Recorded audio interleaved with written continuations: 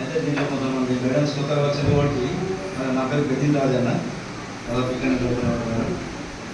ముఖ్యంగా ప్రత్యేకంగా ఈరోజు ఒక విధంగా చెప్పాలంటే సంతోషమైంది, రెండో విధంగా బాధాకరమైంది కూడా.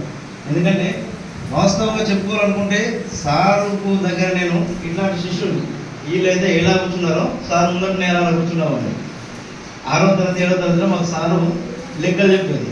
వాస్తవంగా ఇంత ముందు నేనైతే ఫస్ట్ నేను అనుకునేది సార్తో నాకున్నా అంటే వీళ్ళందరికీ ఎక్కువ నేను అనుకుంటున్నాను నా మనసు. ఎందుకంటే నేను స్టూడెంట్ వచ్చినండి ముందట, అప్పుడు దాదాపు ఒక 2 years 3 years సార్ పోస్టింగ్ కొత్తగా స్టార్టింగ్ అంటే చెప్పినప్పుడు సార్ వాస్తవంగా చెప్పాలనుకుంటే క్రమశిక్షణ అనేది మనం ఒక పేరు ఇంతమైన ఆ క్రమశిక్షణకు మారు పేరే మన సత్యనారాయణ సార్. ఏ విషయంలో కానివ్వండి, ఎక్కడ కానివ్వండి, ఒక క్రమశిక్షణ ఒక పద్ధతి. ఆ పద్ధతి సార్ ఏంటంటే కోపడడు, తింటాడు, చూస్తాడు, మనిషిని ఇట్లా చూస్తాడు, మనం అర్థం చేసుకోవాలి అంతే కదా. సార్ అంటే ఇక్కడ మనం రాంగ్ ఇది అనుకొని అర్థం చేసుకొని ఇక దాన్ని మనం పోరేసుకోవాలండి. అంటే అట్లాంటి ఆ భావం, అట్లాంటి హృదయం గల కూడా చాలా తక్కువ ఉంటుంది. నా అనుభవంలో నేను చూసినప్పుడు దాదాపు ఒక ఈ 15-20 సంవత్సరాల నుండి చాలా అక్కడ ఎక్కడో చూసినాం. కానీ ఇట్లాంటి వాళ్ళు చాలా తక్కువ, అంటే చాలా తక్కువ. ఏది మనం 2018 ఒక ప్రోగ్రామ్ చేసినాము. ఎక్కడి రోడ్డు ఉన్నటువంటి ఇప్పటికి ఒక ఫోటో ఉంటుంది నాకు సార్.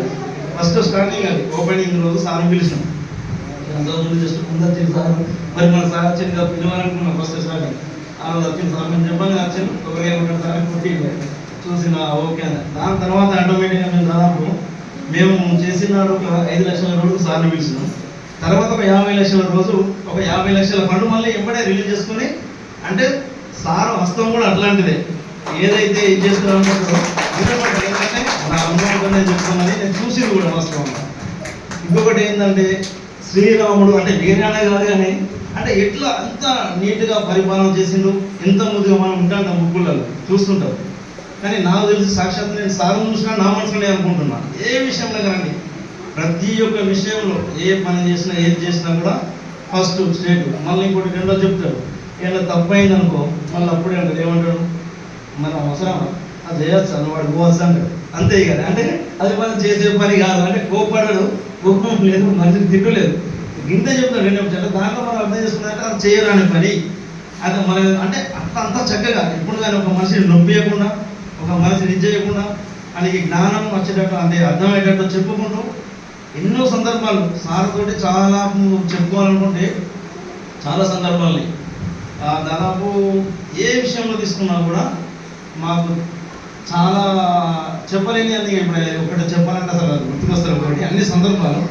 ఏ సందర్భంలో ఏదైనా కూడా నెక్స్ట్ సారి ఇట్లాంటినే మాకు ఏ అవసరం వచ్చినా కూడా మేము ఏదైనా సందర్భం వచ్చినాడు మీకు ఫోన్ చేసినా కూడా మాకు ఏదైనా సహాయం ఉంటే మీరు చేయాలని, డౌట్స్ ఉన్నా క్లియర్ చేయాలని తప్పకుండా.